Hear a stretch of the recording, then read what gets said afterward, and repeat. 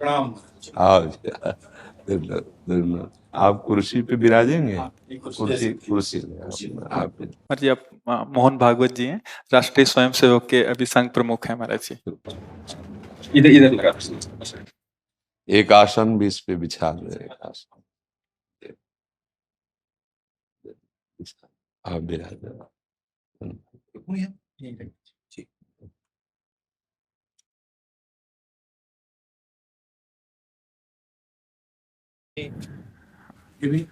हाँ, पहना दीजिए। राधा राधा दे दे। इधर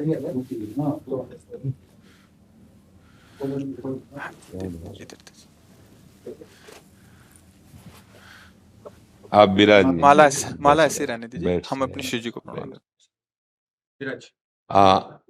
और किसी को कुर्सी की आवश्यकता हो तो मंगा लें, अगर जमीन में बैठना है। बैठ जाए। मेरा ही केवल घुटने का जरा है जी महाराज जी, बस दर्शन करने थे। आपकी बात वीडियो पर सुनी तो लगा एक बार देख लेना चाहिए।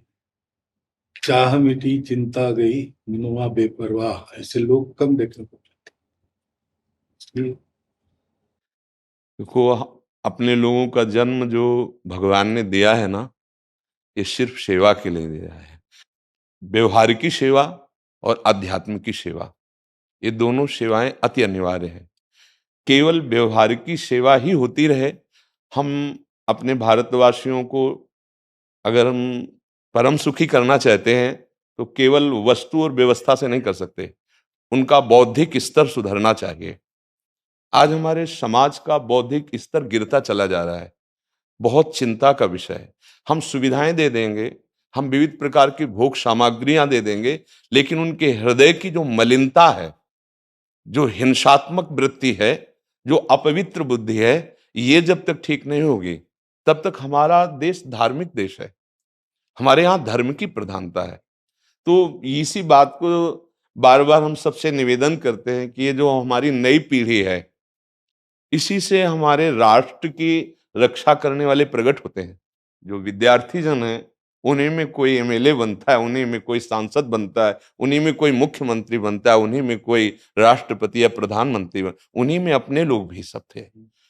अब हमारी शिक्षा केवल आधुनिकता का स्वरूप लेती जाए और व्यभिचार प्रवृत्ति, व्यसन प्रवृत्ति, हिंसा प्रवृत्ति, ये नई पीढ़ी में देखकर बहुत असंतोष हृदय में होता है।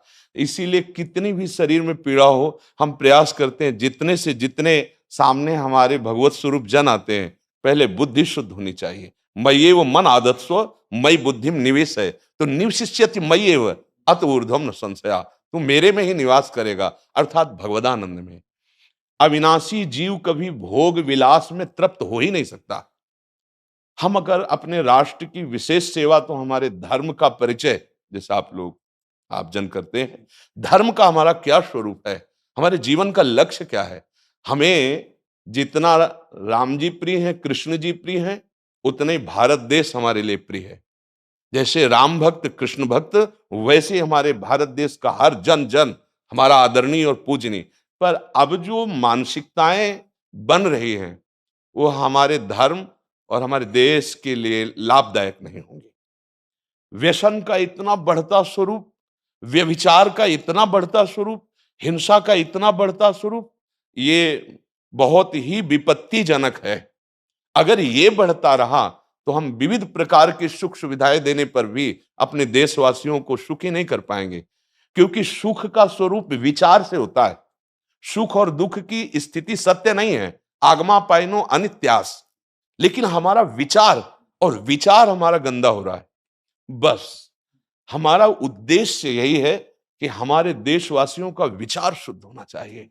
अगर विचार शुद्ध है तो राष्ट्र प्रियता, जन सेवा, समाज सेवा, ये सब स्वाभाविक होने लगेगा। और विचार अशुद्ध है तो सुविधाएं बहुत हैं, उनका दुरुपयोग हो रहा है।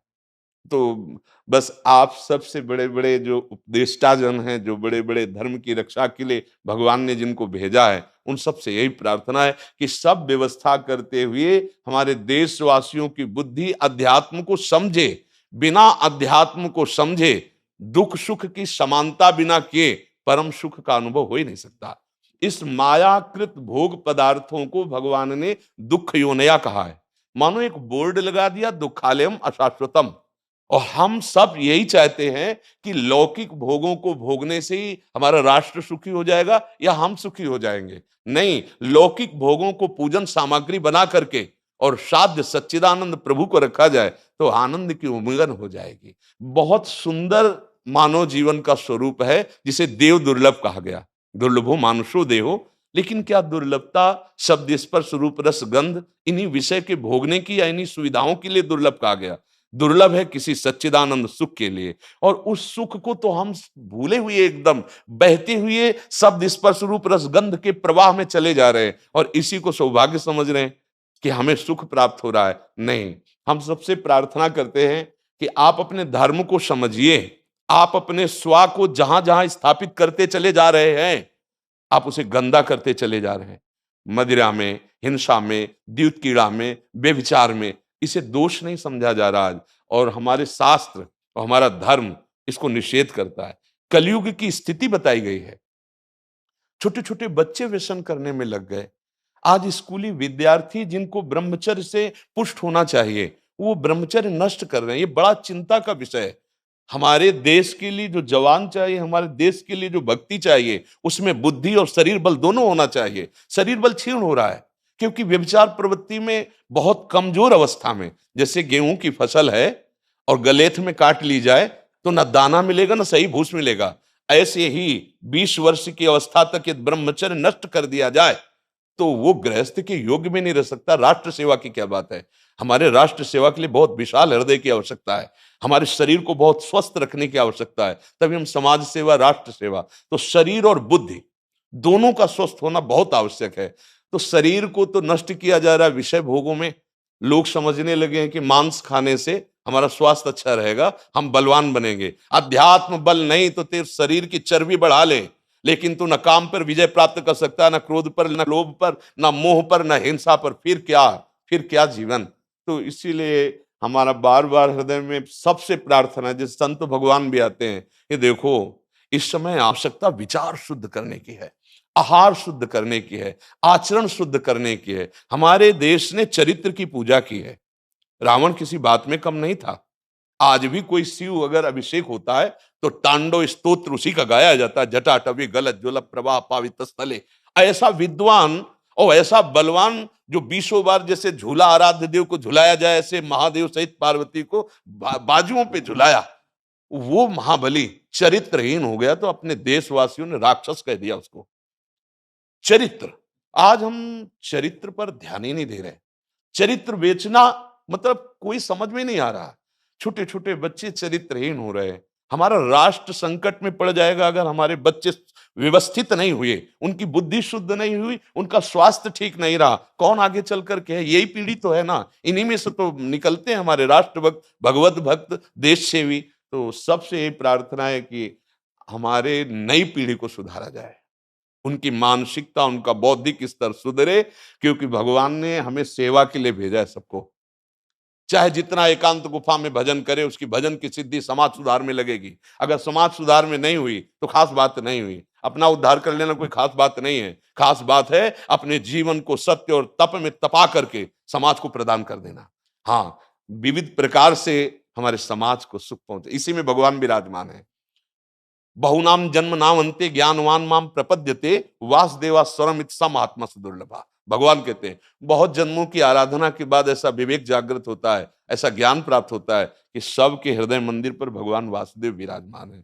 और यही अगर लक्ष्य बन गया तो संसार की सेवा करते हुए वो भगवान को प्राप्त हो जाएगा। ये संसार है नहीं, ये वासना वासुदेवस्य वासितम भुवनत्रयम् सर्वभूत निवासोस्मि वासुदेव नमोस्तुते। वो वासुदेव ही अपनी वासना, इच्छा, एको हम बहुत श्यामा विस्तार कर लिया है। यही जनाना है कि तुम साधारण देह नहीं हो प्यारे, तुम अविनाशी के बच्चा हो, जो चाहो कर सकते हो। पर तुम्हारी चाह गलत दिशा को चली गई। व्यसन छोड़ो, बेविचार छोड़ो, तो हमारी राष्ट्र सेवा में लगो, समाज सेवा में। बूढ़े बूढ़े माता पिता को जवान बच्चे निकाल दे रहे हैं।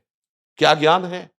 जिस समय हम किसी ज्ञान के योग्य नहीं थे कि अपनी रक्षा नहीं कर, उन्होंने हमारा मल धोया। आज हमें अवस्था उनकी सेवा की। हमारा समाज किस तरह से गिरता जा रहा है। जब बूढ़े जन मिलते हैं ना कि हमें घर से निकाल दिया, हमारे बेटे सेवा नहीं करते, तो लगता है हमारे शास्त्र तक पहुंचना तो बड़ी कठिन बात है। ये मनुष्य की मनुष्यता को भी छोड़ते चले जा रहे हैं, नहीं चले जा रहे। अब जैसे और लोग बहुत से वचन ऐसे, हम आपको ये दे देंगे, हम आपको ये दे देंगे, उसे होगा क्या? जो आप देना चाहते हो बहुतों के पास है।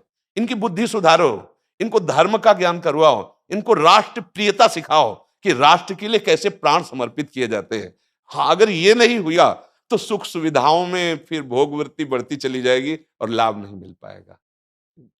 परसों नोएडा में मुझे भाषण करना था भारत के विकास पर जी, स्व के आधार पर भारत का बिल्कुल यही बात मैंने रखी जी। आप लोगों से सुनते वही बोलते और वही करते, राष्ट्रीय और व्यक्तिगत चरित्र का जी। बस चिंता ये होती कि हम लोग करते चले जा रहे हैं, आप लोग भी करते चले जा रहे हैं, इतनी बातें बढ़ भी रही जी। तो प्रयास तो हम करेंगे, निराश तो हम कभी होंगे नहीं, क्योंकि जीना इसी के लिए है, मरना है तो इसी के साथ मरना है। परंतु क्या होगा ऐसी चिंता मन में आती है, इनके भी मन में आती है, उनके भी, सबके मन में रहेगी। इसका उत्तर सीधा ये है कि क्या हम श्री कृष्ण पर भरोसा नहीं करते? क्या बात है। बस हमें जो एकदम सही, हमें जो खास बात पकड़नी है, क्या हम सच्चिदानंद त्रिकालज्ञ सर्वज्ञ जगत गुरु भगवान श्री कृष्ण के भरोसे में भी कमी है क्या? अगर भरोसा दृढ़ है तो वही होगा जिसे कहा जाता है परम मंगल में, परम मंगल होगा, कदम पीछे नहीं। हम अध्यात्म बल को जानते हैं, हम अपने स्वरूप को जानते हैं, इसलिए हमको ये नहीं डरना कि होगा क्या। 3 प्रकार की लीलाएं भगवान की हो रही, एक सृजन और एक पालन और एक संहार। जिस समय जैसा आदेश होगा हम उनके दास हैं, वैसा ही करेंगे। क्या होगा? अब वही होगा जो मंगल रचा होगा श्री कृष्ण। अब संशय तो करना नहीं है।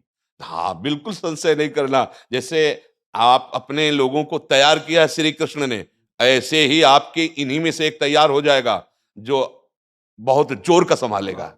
आपको चिंता नहीं करना आगे क्या होना है। हाँ, मूकम करोति वाचालम पंगुम लंघयते गिरिम यत् कृपा तमहम वंदे परमानंद माधवम। हमारे साथ श्री कृष्ण हैं, अब वही होगा जो परम मंगल होगा। बस निराशा, हताश, उदास ये हमारे जीवन में नहीं अधिकार रखते। किसी भी परिस्थिति में बिल्कुल किसी भी तरह का कोई शोक नहीं, किसी भी तरह का कोई भय नहीं। अविनाशी हूं।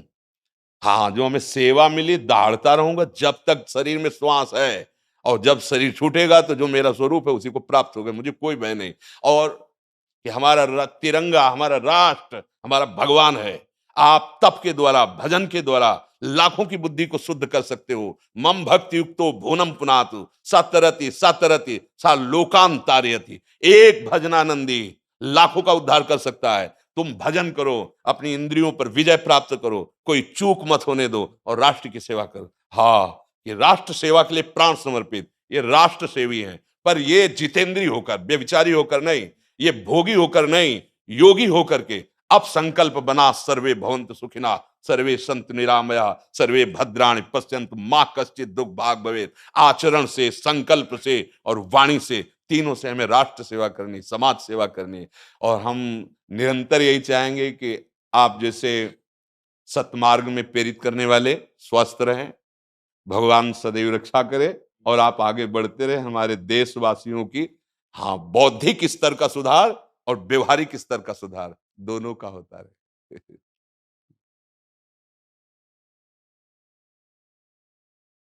आगे बढ़ो महाराज। अब जैसे सुनो, आप श्री जी का चुनरी प्रसाद लाओ और माला प्रसाद लाओ, प्यारी जी का प्रसादी वस्त्र आप इसे धारण करें जी। ये श्री लाडली जी महाराज का है जी, ये एक माला पहनाए। बहुत आनंद हुआ, बहुत उत्साह मिला, बल मिला, दृष्टि भी जो है वो और साफ हो गई।